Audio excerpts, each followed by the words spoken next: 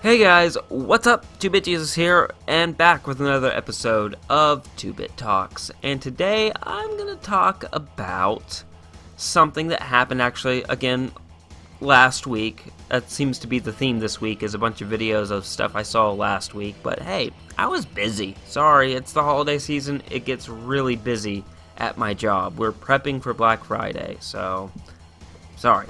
Anyway. So Xbox had their XO 2018 event, and they made some announcements, and I mean, they were cool.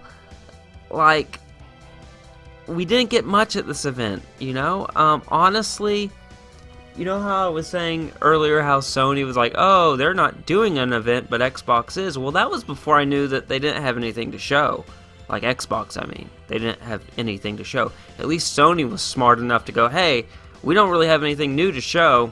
We're not going to do an event where you tune into the event and you don't see anything. And Sony, you know, I think actually might have had more to show than Xbox did. Like, this event sucked.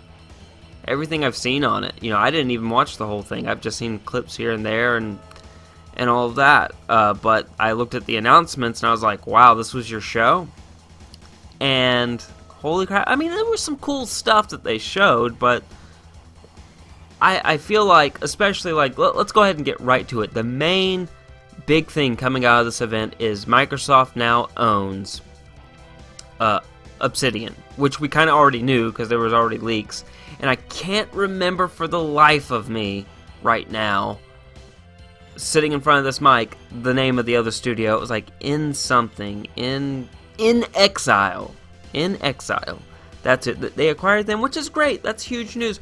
But honestly, Microsoft, instead of, you know, doing a huge event so you can make like this be your big like last announcement, you could have just tweeted it. Yeah, I mean, because it's not like they showed the games that these studios are working on. So it's not like the games weren't there. They weren't there. This thing sucked. It's just like, okay, I think they got such a positive feedback from E3 when they laid out their roadmap. Because that's what E3 was. Microsoft was going, here's our roadmap pretty much for the next decade. I felt like, here's our roadmap, especially next generation. When the next Xbox drops with the PS5, you can be assured that that next Xbox is going to be filled with exclusives. So for the next 7 to 8 years, I would even say the next 10 years, this is what we're focused on. And it was a very rightfully so, positive thing. And I think now Xbox or Microsoft thinks, oh, we just need to do that, and we'll keep getting positive feedback. And that's not what we were looking for at this event. Honestly, this is something you could have just tweeted. We already knew this is your roadmap and this is what you're doing. I really thought that we were going to get some cool announcements or something. I didn't really know what it was. I just knew that it was like, hey, they're doing this event. They must have something big to show. This was like, this is big news, but it's not like watch an event for 2 hours big news. That being said, I will comment that I think that, holy crap, especially right out of the gate, the next Xbox is going to have tons of exclusives. And honestly, I mean, is the studios that they have acquired, I think in the next, coming generation of consoles, Microsoft is going to be a force to be reckoned with.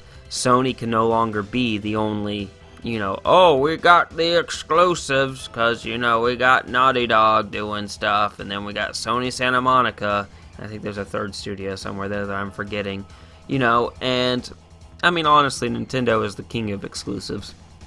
So there's no competing there, but no longer can Sony sit there and be the only, exclusive, I guess, story-driven, more mature gaming content out there. because Microsoft is bringing the money, and they're getting these talented studios, and they're gonna bring it. So I mean, in that sense, it's good news. But I still think you could have done this in a tweet, or you could have done this in an Xbox Weekly video.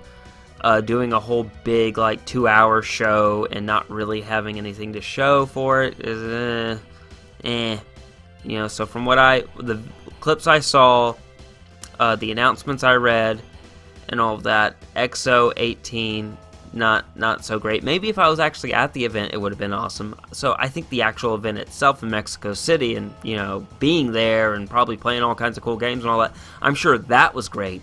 But what they presented as a show for, like, what was that, an hour, 2 hours, not too great. Just my opinion. Let me know your opinion in the comment section below. Be sure to hit that like button, hit that share button, and most importantly, if you haven't already, hit the subscribe button and ding the bell. That way you won't miss a thing. That's it for me today, guys. As always, stay safe and play on.